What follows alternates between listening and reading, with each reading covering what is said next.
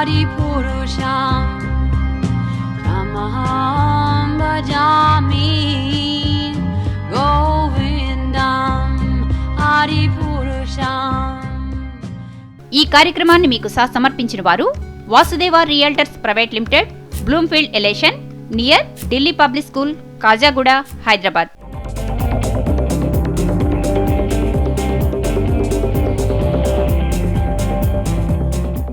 ఇప్పుడు కొందరు మీరు ఎన్ని రూల్స్ రెస్ట్రిక్షన్స్ పెట్టినా, ఎన్ని నియమాలు మీరు పెట్టినా వాళ్ళు ఏం చేస్తారు, వాళ్ళు చేయడం మానరు.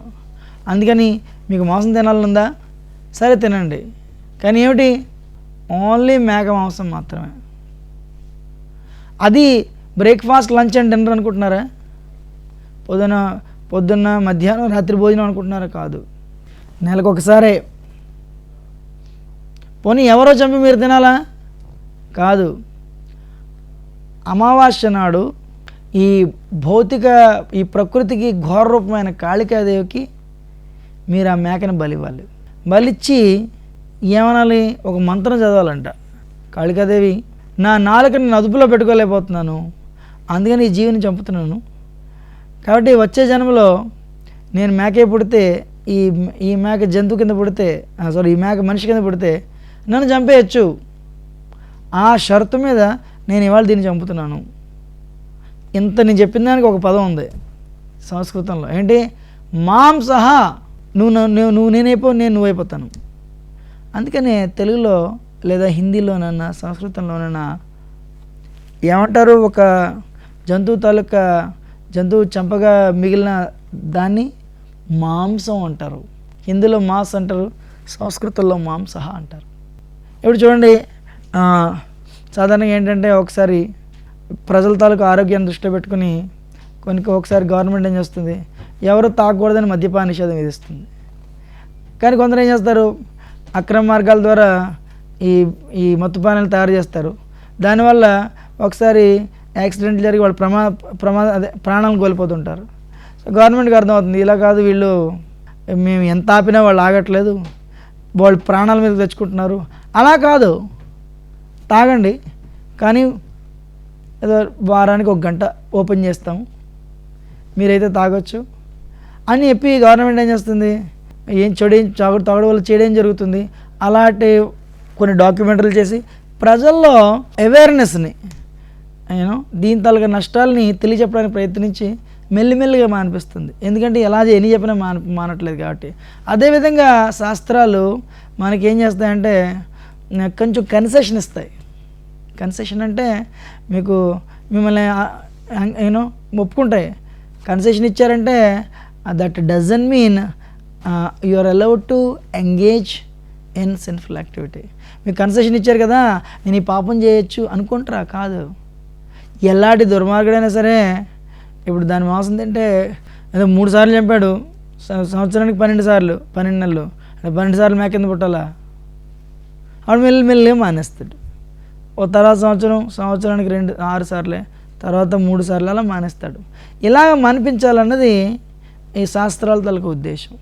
అందుకనే ఆ వధ చేసిన జంతువు శరీరానికి ఏమని పేరు పెడుతున్నారు, మాంసహ, మాంసం. అంటే ఇవాళ ఇలా ఎవరు చెప్పడం ఎవరికి ఈ జ్ఞానాన్ని అందివ్వలేకపోవడం వల్ల సమాజంలో అది ఒక రూల్ కింద చలామణి అవుతుంది. కానీ శాస్త్రం ఎప్పుడు శాస్త్రమే, ఎవరు అంగీకరించకపోయినా. ఈ కర్మ అన్నది ఓన్లీ మనుషులకు మాత్రమే పరిమితం, జంతువులకు కాదు. ఎందుకు అనుకున్నారు, జంతువులుకి ఆలోచించే విధానం లేదు, పద్ధతి లేదు వాటికి.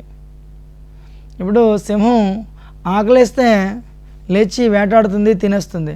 అంతేగాని తిన తర్వాత మిగిలింది రేపు ఉంచుకొని రేపు తినాలి అన్న తెలివితేటలు సింహానికి లేవు.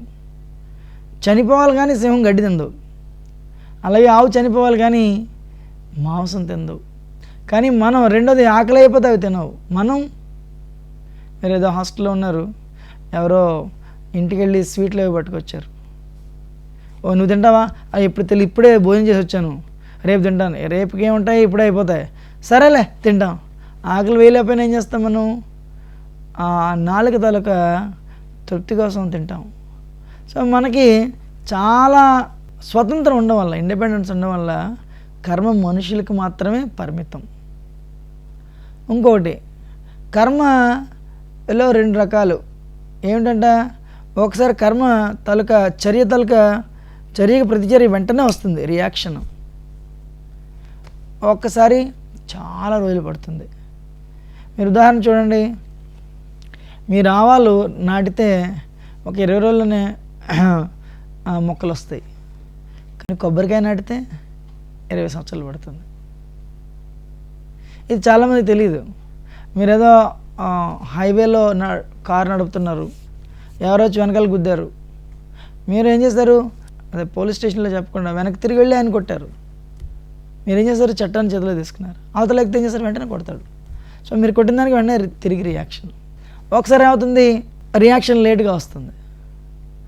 అదే చెప్పాను ఇందాక, 2 వారాల క్రితం మనం ఏం చేసాం మనకు గుర్తులేదు, 10 సంవత్సరాల క్రితం ఏం చేసాం మనకేం గుర్తుంటుంది. ఇది తెలియక మనం ఏంటంటే మనకి జీవితంలో చెడు జరిగినప్పుడు మనం దేవుణ్ణి నిందిస్తాం. తప్పది. ఇది ఒక్కటే మన జన్మ కాదు. మీరు హైదరాబాద్లో ట్రైన్ ఎక్కితే ఢిల్లీ వెళ్ళేలోగా ట్రైన్ ఎన్నో చోట్ల ఆగుతుంది. అదేవిధంగా ఈ మానవ జీవితం అన్నది 60, 70, 80 ఏళ్ళు అన్నది మానవ జీవితం. మనం భగవంతుని చేరే ముందు ఈ కోటాను జన్మల్లో ఇది ఒక జన్మ మాత్రమే. 2 స్టేషన్ల మధ్య ప్రయాణం లాంటిది ఈ జన్మ. ముందులో ఏం చేసామో తెలీదు, అంతకుముందు ఏం చేసామో, ముందు జన్మలో ఏం చేసామో మనకు తెలియదు. ఒక వ్యక్తి ఏమైంది, ఒకసారి అదో ఎవరికో రక్తాన్ని డొనేట్ చేయడానికి వెళ్తే వాళ్ళేమో రక్తాన్ని తీస్తే రక్తంలో ఆ నీడిల్స్ అవి మంచి కాదు, దానివల్ల ఆయనకి ఎయిడ్స్ వచ్చింది. నేనేం తప్పు చేయలేదు, మా స్నేహితులందరూ అన్ని చెడు పనులు చేస్తారు, నాకెందుకు ఇలా ఎయిడ్స్ వచ్చింది, భగవంతుడు లేడు. అది కాదు. గరిసెలు అని ఉంటాయి. గరిసెలు అంటే వ్యవసాయదారులు ఆంధ్రాలో ఏం చేస్తారు, పెద్ద పెద్ద డ్రమ్ముల్లో పెద్ద పెద్ద మట్టితో చేసిన అవి ఉంటాయి. అందులో వీళ్ళు ధాన్యాన్ని పోస్తుంటారు. మీరు ఊహించండి, చాలా జాగ్రత్త వినండి, 2008లో మీకు బాస్మతి రైస్ పండింది. ఈ బాస్మతి రైస్ అంతా ఆ గరిసెల్లో నింపారు. 2009లో పొనీ రైస్ పండింది, పొనీ రైస్తో నింపారు. 2010లో ఒక నాసిరకం రైస్ పండింది, ఆ నాసిరకం రైస్ని పైన పోస్తున్నారు. ఈ రైతు వాళ్ళ అబ్బాయి పైన పోస్తుంటే ఈ రైతు భార్య వచ్చి కింద నుంచి రైస్ తీస్తుంటే వీడు పైన నాసిరకం రైస్ పోస్తుంటే కింద నుంచి ఏం వస్తుంది, బాస్మతి రైస్ వస్తుంది. రైతు కొడుకు ఏమంటాడు, నాన్న ఏంటిది, పైనుంచి మనమేమో నాసిరకం ధాన్యం వస్తుంటే కింద నుంచి బాస్మతి ధాన్యం వస్తుంది అంటే రైతు ఏమంటాడు, నాయనా నీకు తెలీదు, 2 సంవత్సరాల క్రితం మనకి ఈ బాస్మతి పండింది, ఆ బాస్మతిని కిందన పోసాము, ఇప్పుడు బాస్మతి అయిపోగానే క్రితం సంవత్సరం పొన్ని ఆ ధాన్యం పోసాం, అది వస్తుంది, అది అయిపోగానే ఇప్పుడు నాసిరకం రైస్ అది పోస్తున్నాం, నాసిరకం ధాన్యం పోస్తున్నాం, అది వస్తుంది. అంటే దీని అర్థం ఏంటి, ఇప్పుడు మీ స్నేహితులు ఎవరైతే ఉన్నారో వాళ్ళు ఏం చేస్తున్నారు, చెడు చేస్తున్నారు, ధర్మానికి హాని చేస్తున్నారు, కానీ వాళ్ళకి ప్రమోషన్లు వస్తున్నాయి. అంటే అర్థం ఏంటి, ఏదో జన్మలో పోసిన బాస్మతి రైస్ని వాళ్ళు బయట తీస్తున్నారు, ఏ జన్మలో చేసిన వాళ్ళు మంచి కర్మ తాలూకా ఫలితాన్ని వాళ్ళు పొందుతున్నారు. కానీ ఇప్పుడు చెడు చేస్తున్నారు అంటే ఏమవుతుంది, ఆ మంచి కర్మ అయిపోగానే ఇది వస్తుంది. Every action has equal and opposite reaction. ఈ ప్రపంచం నుంచి ఎవరు ఏది తీసుకెళ్ళలేరు. మీరు మంచి చేస్తే మీకు మంచి జరుగుతుంది, చెడు చేస్తే చెడు జరుగుతుంది.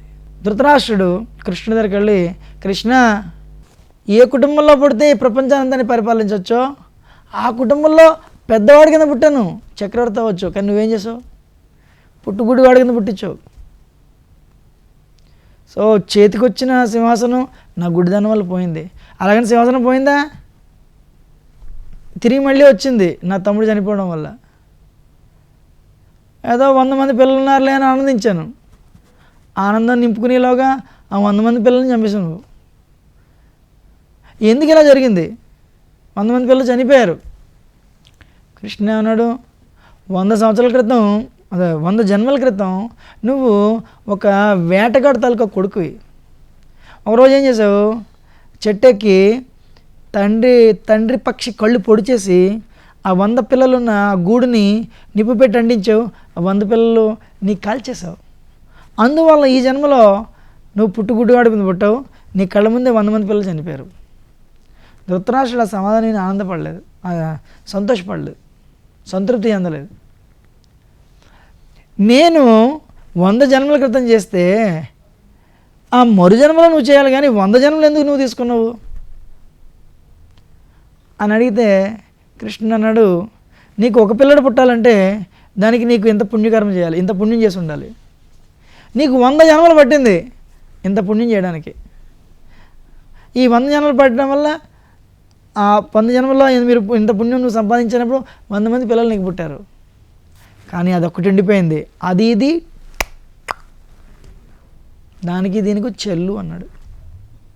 అందుకని మనం ఎన్నో జన్మల్లో ఏం చేస్తో తెలియదు.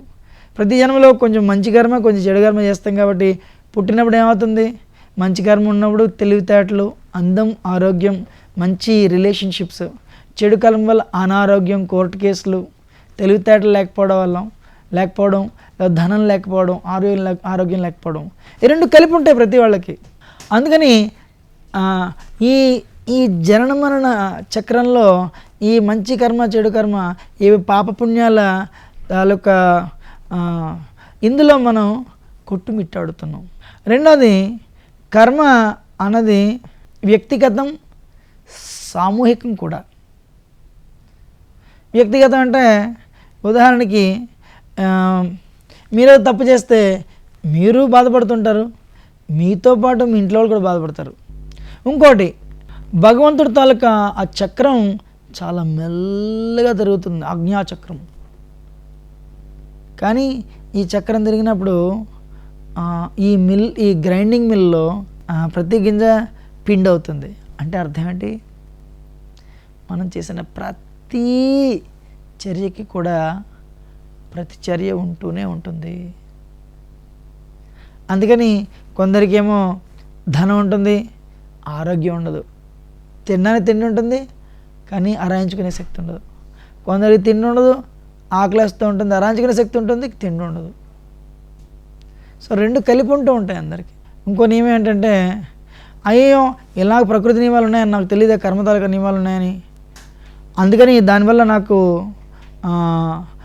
క్షమాపణ ఉంటుందా, క్షమాభిక్ష ఉంటుందా? ఉండదు. Ignorance of law is of no excuse to escape the reaction. So మనకు తెలియనంత మాత్రాన పనిష్మెంట్ ఉండదా అంటే ఉంటుంది. తప్పే తెలిసి చేసినా తెలియక చేసినా, నిప్పే తెలిసి పట్టుకున్నా తెలియ పట్టుకున్నా కాలుతుంది. చిన్న ఉదాహరణ ఉంది. మీరు అమెరికా వెళ్ళారనుకోండి, కారు దొరికింది, రోడ్లు బాగున్నాయి అని చెప్పి జామ్ అని స్పీడ్గా వెళ్ళిపోతుంటే వెనకాల నుంచి పోలీసులు వస్తారు, ఇంత డబ్బులు కట్టని చెప్పి టికెట్ ఇస్తారు. అయ్యో నాకు తెలీదు, నేను ఇవాళ వచ్చాను, వదిలేసండి ఒకసారికి. అయితే వెంటనే కొట్టు, ఎందుకు ఈ ఒక్కసారి కడితే నువ్వు ఎప్పుడు మర్చిపోవు అని చెప్పి మనకి ఫైన్ ఎలా కట్టమంటారో అదేవిధంగా మనకు తెలిసి చేసినా తెలియచేసినా తప్పే. నా జీవితంలో ఇప్పుడు ప్రతీదీ ఆల్రెడీ నిర్ణయింపబడి ఉంటే, ప్రీడెస్టిన్డ్, మనం ఇప్పుడు పని చేయడం ఎందుకు? సో నేను కొన్ని వందల జన్మల క్రితం ఏం చేస్తాను, ఈ మంచి కర్మ చెడు కర్మ అదే నా జీవితంలో జరుగుతుంది ఆటోమేటిక్గాను. ప్రతిదీ నిర్ణయం అయిపోయి ఉంటే నేను ఎందుకు ఇంక పని చేయాలి? మీ తాలూకా పూర్వజన్మలో పాపపుణ్యాల తాలూకా ఫలితం వల్ల ఇవాళ ఈరోజు ఖాళీగా వచ్చింది, ఈరోజు మీకు ఖాళీగా ఉంది. ఈ ఖాళీ రోజుని మీరు మంచి పనికి వాడతారా, చెడు పనికి వాడతారా? ఇంద్రియ భోగానికి వాడతారా, లేదా గుడికి వెళ్తారా, లేదా భగవద్గీత ప్రవచనం వింటారా? సో ఇవాళ మీరు చేసే పని మీ భవిష్యత్తుని నిర్దేశిస్తుంది. అర్థమైందా? సో పూర్వజన్మలో మీ పాపుణ్యాల తాలూకా ఫలితం వల్ల, మంచి చెడు కర్మల తాలూకా ఫలితం వల్ల మీకు ఇవాళ ఫ్రీ టైం వచ్చింది. ఈ ఫ్రీ టైం మీరు ఎలా వాడతారు అన్నది మీ భవిష్యత్తు తాలూకా కర్మని నిర్దేశిస్తుంది. అయ్యో అలాగా, అయితే నాకు మంచి కర్మ చెడు కర్మ ఉంటుంది తెలీదు, చెడు కర్మ ఎన్నో పాపాలు చేస్తే నరకానికి వెళ్తాము, భాగవతంలో 28 నరకాలు ఉంటాయి, అని నాకు తెలియదు, ఇలాగ నా వచ్చే జన్మలో కూడా ఈ జన్మ తాలూకా కర్మలు అక్కడ కొనసాగింపబడతాయని, క్యారీ అవుతాయని నాకు తెలియదు అని నేను 10 మంచి కర్మలు చేశాను, అదే 10 చెడు కర్మలు చేశాను, ఇవాళ నేనేం చేస్తాను 10 మంచి కర్మలు చేస్తాను అని చెప్పి కాగితం తీసుకుని మీరు చేసిన 10 చెడు కర్మలు రాసి వెంటనే 10 మంచి కర్మలు చేసి ఇది కొట్టేస్తాను అంటే అవుతుంది అనుకుంటున్నారా? లేదు. చెడు కర్మలు, మంచి కర్మలు చెడు కర్మల్ని క్యాన్సిల్ చేయవు. మంచి కర్మలు చేస్తే మీరు అనుభవించాలి, చెడు కర్మలు చేస్తే మీరు బాధపడాలి. కాకపోతే చాలా జాగ్రత్తగా ఆలోచించండి, ఈ మంచి కర్మ చెడు కర్మ రెండు మనని బంధిస్తాయి. అదేవిధంగా మంచి కర్మ చెడు కర్మ కూడా మీరు ఈ అనంతమైన సృష్టిలో అనేక జన్మలు చూస్తే మీరు మంచి కర్మలు నిజంగా చేసినా మీరు ఉన్నతమైన కుటుంబంలో పుట్టిన ముసలితనం, మృత్యువు, వ్యాధి, జన్మ తప్పించుకోలేరు. ఈ మంచి కర్మ అనుభవించడానికి పుట్టినప్పుడు మళ్ళీ తప్పులు చేస్తే మళ్ళీ పుట్టాలి. అందువల్ల మీరు దూరంగా ఆలోచిస్తే ఈ 2 కర్మలు ఇంచుమించు ఒకటే. ఆ 2 మనని ఈ జనన మరణ చక్రంలో బంధిస్తాయి. అవి 2 మనకి వాస్తవంగా ఆలోచిస్తే మంచివి కాదు. అందుకని వాస్తవానికి మనకు మంచి కర్మ మంచిది కాదు, దూరంగా ఆలోచిస్తే చెడు కర్మ మంచిది కాదు. సో ఈ 2 కర్మల నుంచి మనం బయటికి రావాలి అంటే 3వ కర్మ ఉంది. ఏంటది? అకర్మ. అకర్మ అంటే ఏంటి? భక్తి. అకర్మ ఏం చేస్తుంది? మన ముందు చేసిన కర్మల్ని చెరిపేస్తుంది. 2 అకర్మ మీరు చేసినప్పుడు దానికి రియాక్షనే ఉండదు. లేదా మన జీవితం అంతా మంచి చెడు జరుగుతుంది, దాని రియాక్షన్ మళ్ళీ వచ్చే జన్మలో జన్మ తీసుకుంటున్నాం. కానీ మీరు ఇవాళ నుంచి మీరు అకర్మ చేయడం మొదలు పెడితే, భక్తి చేయడం మొదలు పెడితే ఏమవుతుంది అంటే, భక్తి చేయడం అంటే ప్రతిదీ భగవంతుడి తాలూకా, భగవంతుడిని ఆనందింపజేయడానికి, భగవంతుడి ప్రీత్యర్థమే చేస్తే ఇవాళ నుంచి మీరు చేసే ప్రతి పని అకర్మ అవుతుంది. అకర్మ అంటే మీరు ఊహించండి, మీ జీవితం ఒక బ్లాక్ బోర్డ్ అనుకుంటే ఇవాళ నుంచి రాయడం మానేశారు. రెండోది అకర్మ ఏం చేస్తుంది? ముందు రాసినవన్నీ చెరిపేస్తుంది. గతంలో జరిగిన కర్మలన్నిటి ఏం చేస్తుంది? దహించేస్తుంది. మీరు జీవితం అంతా ఎలా జీవిస్తే ఏమవుతుంది? కృష్ణుడు అంటాడు మీ తాలూకా బ్యాంక్ బ్యాలెన్స్ నిల్, పాజిటివ్ లేదు నెగిటివ్ లేదు. కృష్ణుడు అంటాడు ఇక్కడ నీకు ఉండాల్సిన అవసరం లేదు అని చెప్పి ఆ రోజు మీ ఆఖరి రోజు మీకు ఆయన ఎలా ఏదో విధంగా తన స్ఫురణకు వచ్చేలా చేసి మిమ్మల్ని కృష్ణుని తలుచుకునేలా చేసి వెంటనే మిమ్మల్ని వెనక్కి తీసుకెళ్ళిపోతాడు. అంతే నారాయణ స్మృతి. సో ఆఖరి కాలంలో భగవంతుడు కృష్ణుడు మీకు స్ఫురణ వస్తాడు, మీరు వెనక్కి వెళ్ళిపోతారు. ఇది మానవ జీవితం తాలూకా ధ్యేయం. సో లైఫ్ అనేది ఆ పరీక్ష రాయడానికి మీరు ప్రిపేర్ అవ్వాల్సింది ఒక జీవితకాలం.